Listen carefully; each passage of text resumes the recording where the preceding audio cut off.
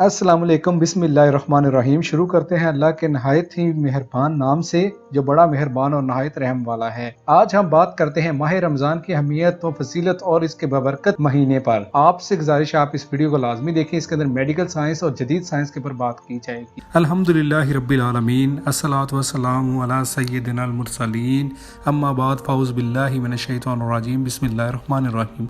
फरमाने मुस्तफ़ा सल्लल्लाहु अलैहि वसल्लम है, जिसने मुझ पर एक बार दरूद पाक पढ़ा अल्लाह ताला इसके 10 रहमतें भेजता है इस पर। और कुरान मजीद में हम सूरतुल बकरा की आयत नंबर 183 में आपको बताते हैं कि माह रमज़ान की अहमियत और फजीलत पर।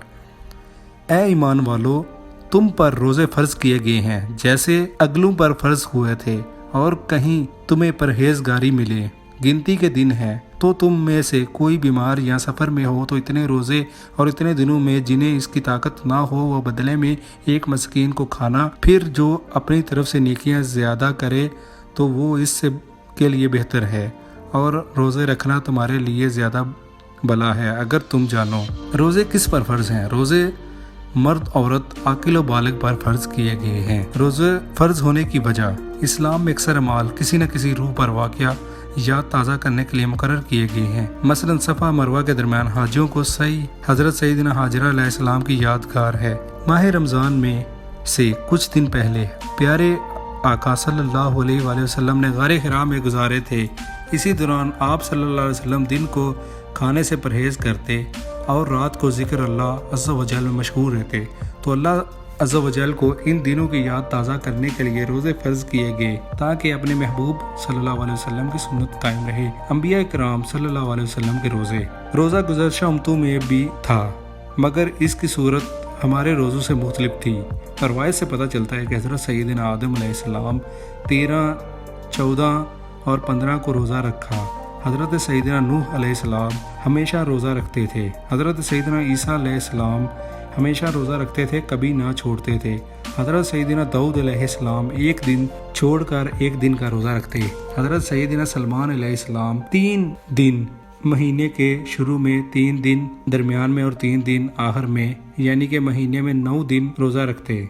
आज हम आपको बात बताएंगे, क्या रोज़े में बंदा बीमार हो जाता है? अक्सर लोग पूछते हैं, क्या रोज़े से आदमी बीमार हो जाता है? बाज़ लोगों में ये तासर पाया जाता है कि रोज़ा रखने से इंसान कमज़ोर होकर बीमार पड़ जाता है, हालांकि ऐसा नहीं है।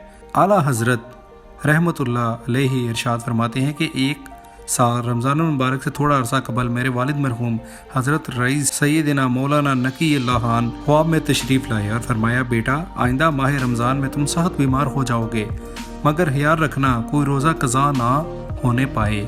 चनाचे वालिद साहब के हस्बुल अरशाद वाकई रमज़ान मुबारक में सख्त बीमार हो गया, लेकिन कोई रोज़ा ना छूटा। अल्हम्दुलिल्लाह अज़्ज़ा वजल रोज़ों ही की बरकत से अल्लाह अज़्ज़ा वजल ने मुझे सेहत अता फरमाई, और सेहत क्यों न मिलती।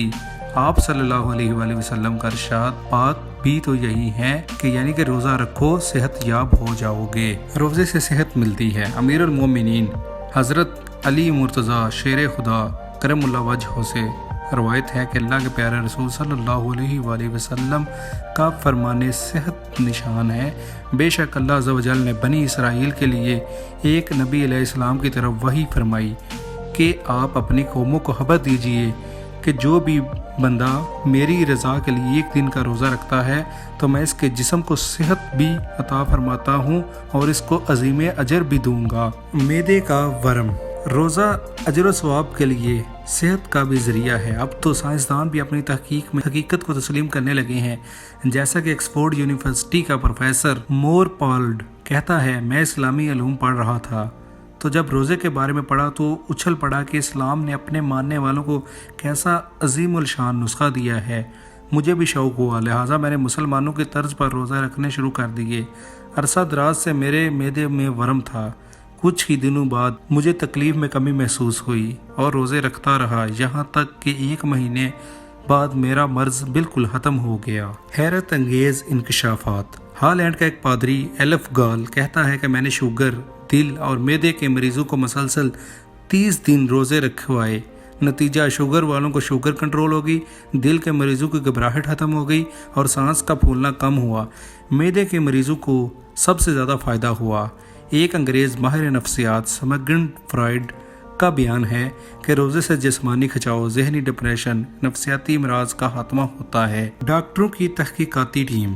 ایک اخباری رپورٹ کے مطابق جرمن، انگلینڈ اور امریکہ کے ماہرین ڈاکٹروں کی تحقیقاتی ٹیم ماہ رمضان مبارک میں پاکستان آئی۔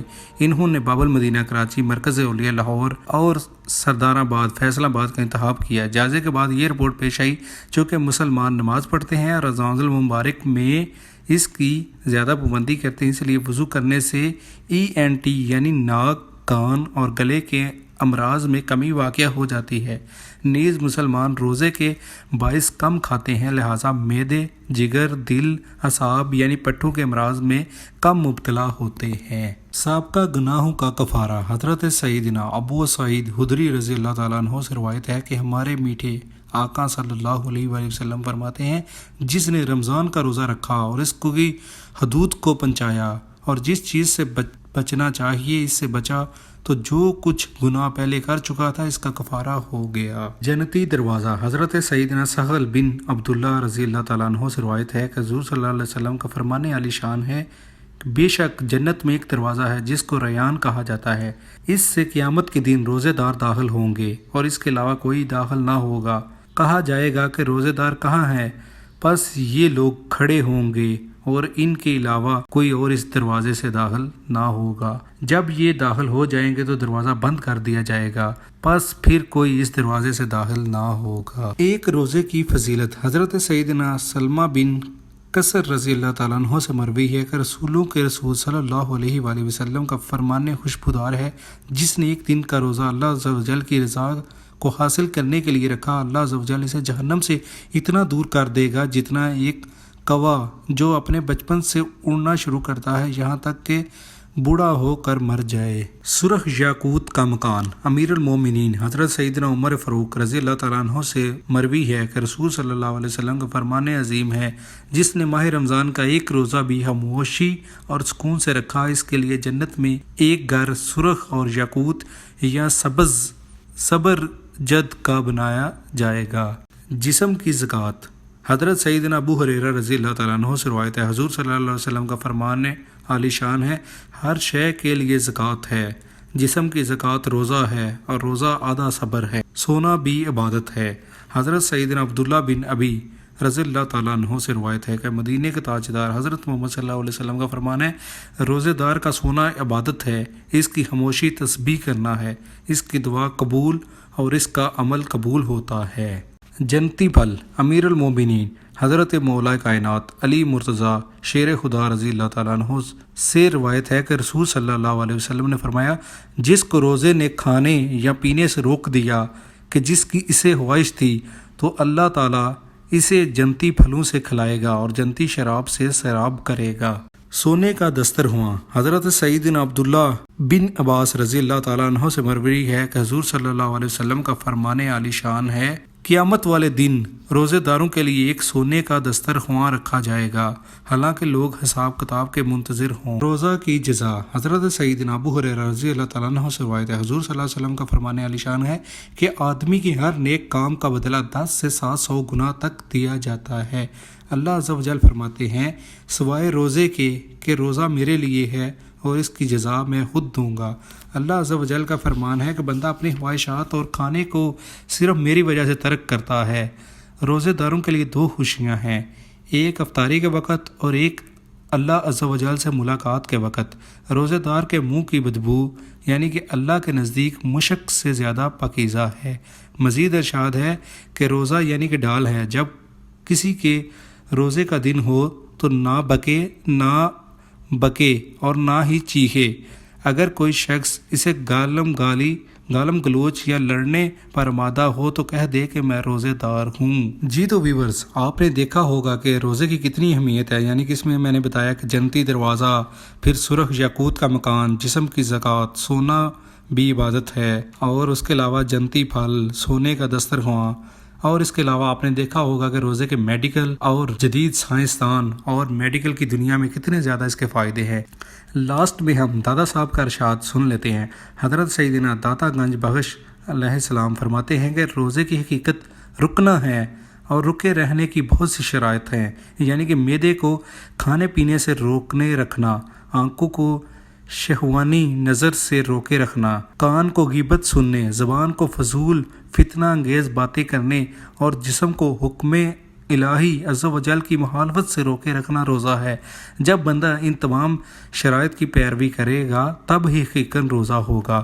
آپ نے تو دیکھا ہوگا کہ ہم روزہ تو رکھ لیتے ہیں اور اکثر روزے کے اوپر بات بھی بڑی کرتے ہیں، لیکن داتا علی حجویری کا بیان میں نے اس لیے آپ کو سنایا ہے کہ روزے کی اصل ڈیفینیشن یہ ہوتی ہے، ہمیں کس طرح روزے سے بچنا چاہیے، کیسے کیسے اعمال ہم روزے میں کر جاتے ہیں، ایک دوسرے کو گالی نکال جاتے ہیں، فضول بولتے رہتے ہیں، فلم ڈرامے گانے سنتے رہتے ہیں، یا اکثر ہم فحش گوئی کی باتیں کرتے رہتے ہیں۔ تو اس لیے ہمیں ان سب چیزوں سے دور رکھنا چاہیے اور صحیح معنوں میں روزہ رکھنے کی توفیق اللہ تعالی ہمیں عطا فرمائے، اور ہمیں اسی طرح روزہ رکھنے کا رکھا جائے جیسے ہمارے بزرگان دین نے ہمیں روزے رکھنے کا حکم دیا گیا ہے۔ آپ سے گزارش ہے کہ ہمارے چینل کو سبسکرائب کر لیں، اور ویڈیو دیکھنے کا بہت شکریہ۔ اللہ تعالیٰ آپ کو دنیا جہاں کی نعمتیں عطا فرمائے اور آپ کو ہمیشہ خوش رکھے اور دنیا جہاں کی بلائیاں عطا فرمائے۔ شکریہ، جزاک اللہ۔